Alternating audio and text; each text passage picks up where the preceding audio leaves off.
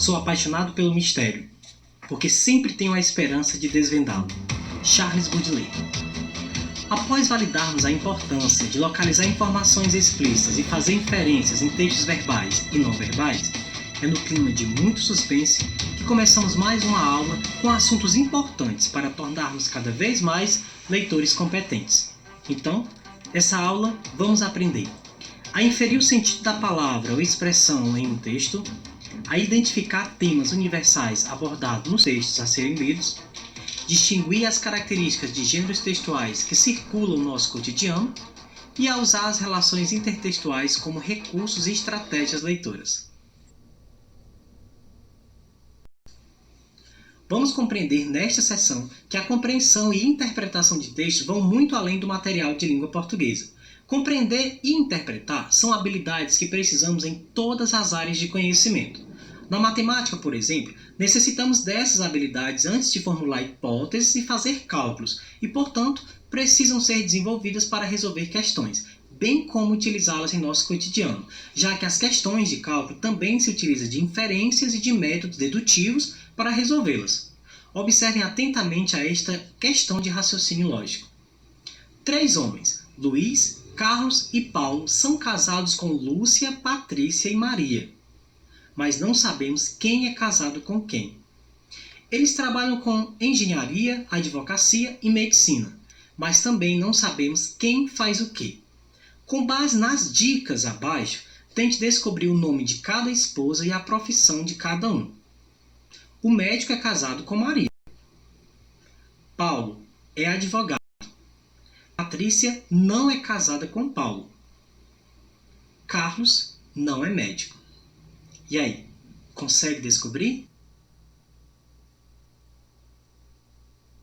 Observe que para resolver essa questão de raciocínio lógico, eu precisei, antes de qualquer coisa, me organizar.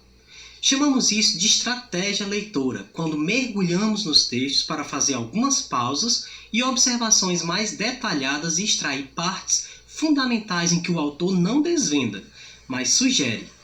Para isso, ele te dá algumas pistas, o que chamamos de pistas contextuais, que te farão tirar algumas conclusões mais precisas. Por isso, atente-se a tudo e faça marcações importantes para compreender melhor o seu texto. Então, quando considero que o médico é casado com Maria, já começo a tirar algumas conclusões. Considerando que Paulo é advogado, infere-se que o médico pode ser Carlos ou Luís. Quando afirmo que Patrícia não é casada com Paulo, deduzo então que ela é casada com Carlos e, portanto, o Luís é o médico. E quando afirmo que Carlos não é médico, ele só pode ser engenheiro, já que ficou subentendido em outro momento.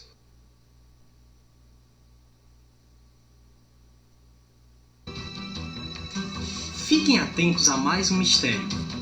Vamos ler o texto.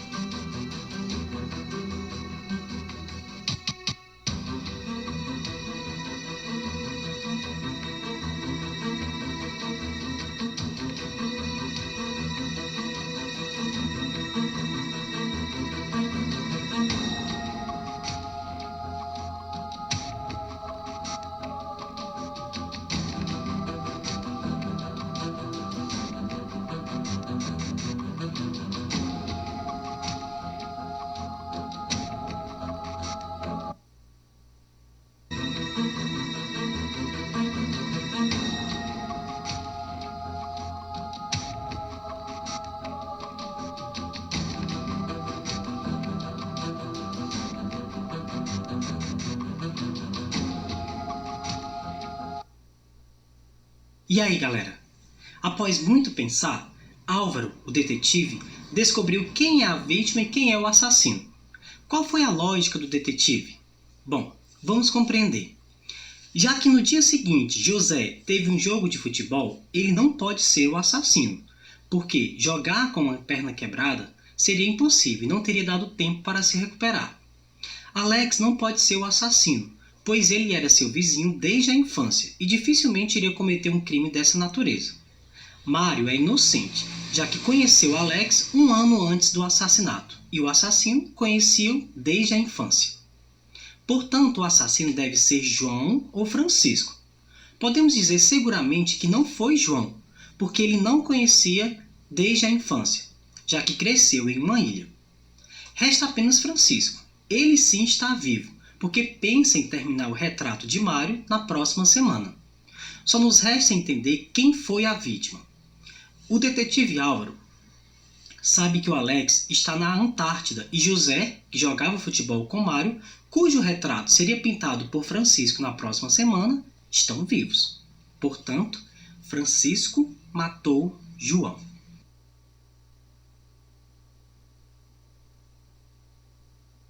Vejamos atentamente esse conhecido poema de Carlos Drummond de Andrade.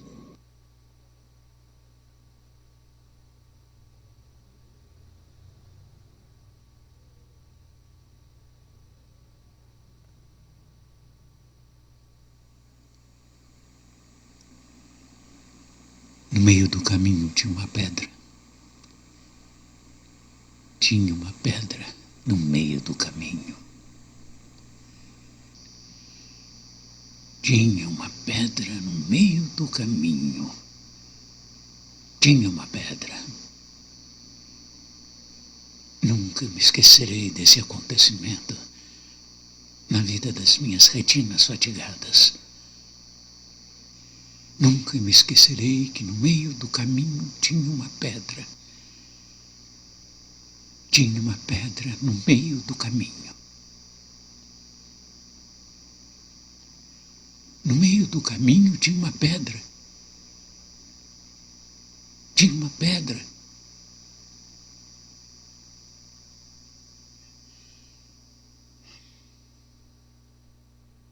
Observe que no contexto do poema a palavra pedra está sendo usada no sentido metafórico. Estamos nos referindo a obstáculos, às dificuldades e a problemáticas que você pode encontrar frente ao texto lido.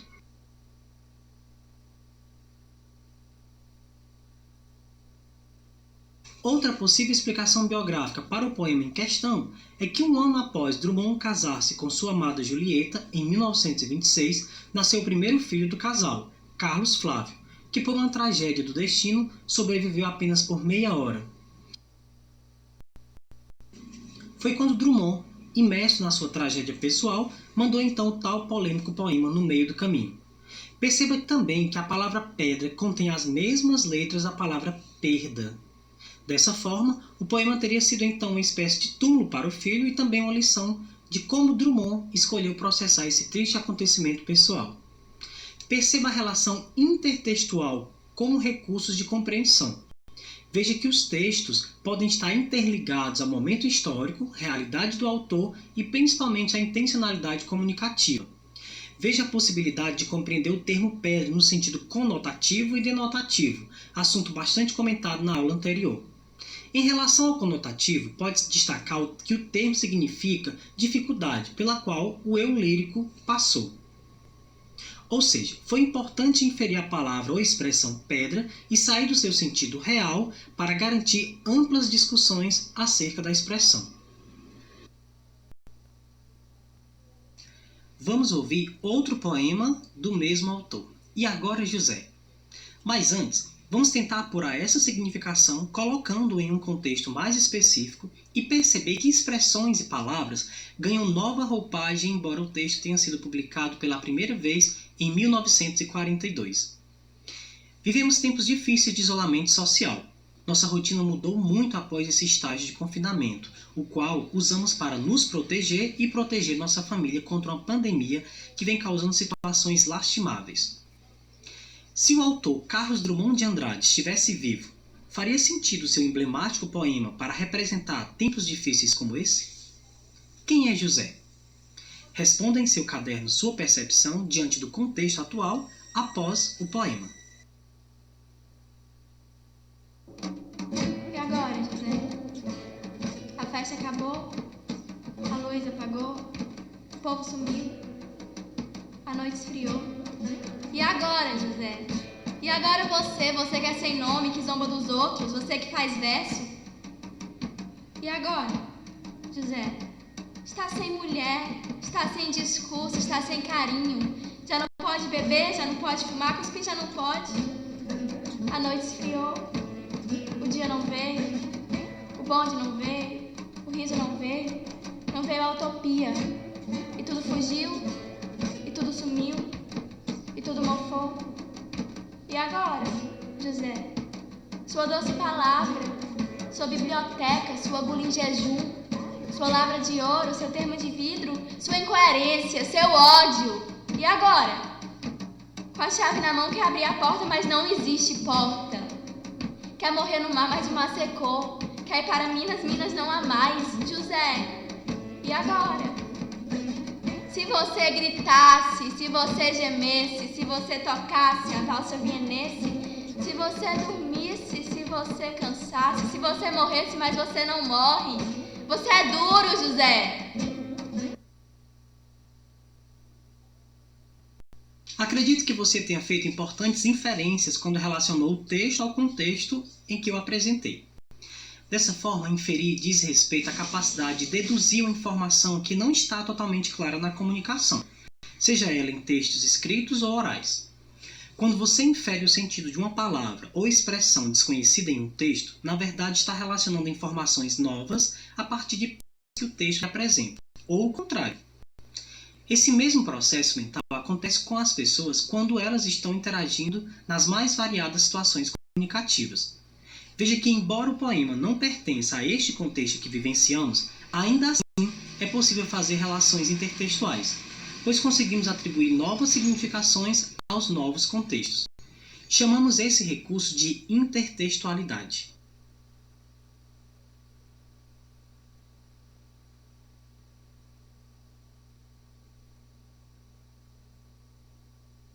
Quando você infere o sentido de uma palavra ou expressão desconhecida em um texto, na verdade está relacionando informações novas a partir de pistas que o contexto lhe apresenta. Agora que você conhece o conceito de inferência, chegou a hora de ter contato com mais gêneros textuais que circulam no nosso cotidiano e perceber como nossa capacidade de deduzir informações no texto é sempre solicitado nas leituras cotidianas. Vejamos mais um texto. Pause o vídeo e leia.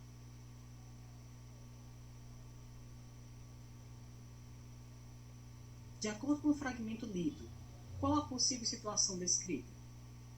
Qual o significado da expressão meia dúzia de lunáticos? Qual o efeito de sentido dos travessões presentes no trecho?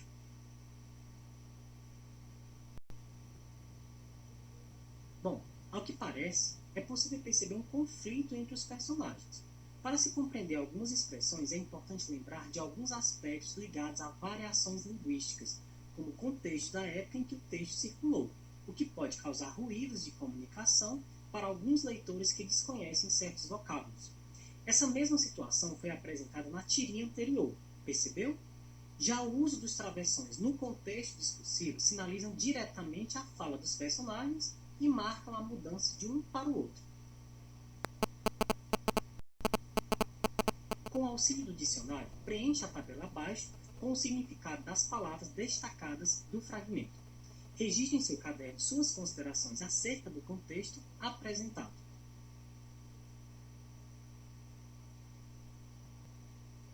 Chegou a hora do desafio-se.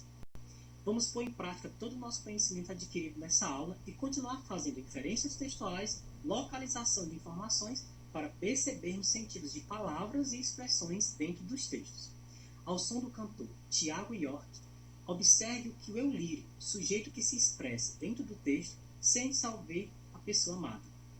Você curte músicas? Já ouviu esta canção? Você gosta de músicas mais românticas ou prefere aquelas mais agitadas? Finalizo esta aula com a música Amei Te Ver, para começar a resolver as questões do formulário abaixo. Bons estudos e até um próximo vídeo.